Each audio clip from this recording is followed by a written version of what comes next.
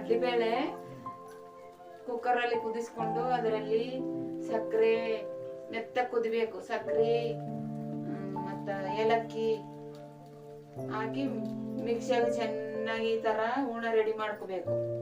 ಈ ತರ ಹೂರ್ಣ ರೆಡಿ ಮಾಡ್ಕೊಂಡು ಗೋಧಿ ಹಿಟ್ಟು ಮತ್ತೆ ಹಾಗೆ ಸ್ವಲ್ಪ ಮೈದಾ ಹಿಟ್ಟು ಹಾಕೊಂಡು ಚೆನ್ನಾಗಿ ನಾದಬೇಕು. ಹದ ಬರುವಾಗ ಮೆತ್ತಗೆ ಈ ತರ ಹದ ಬರಬೇಕು. ಈ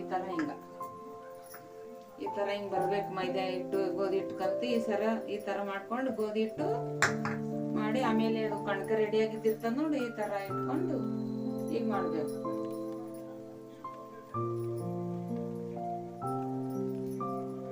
ಈ ತರ ಮಾಡಿ ಹಿಟ್ಟನ್ನು ಹಾಕಿ ಲಟ್ಟಿಸ್ಕೋಬಹುದು.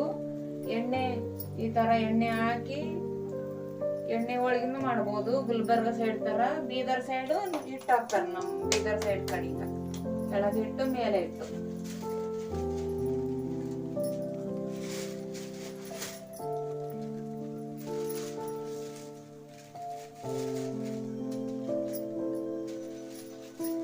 ಈ ತರ ಮಾಡಿದ್ಮೇಲೆ ಈಗ ಹೋಳಿಗೆ ರೆಡಿ.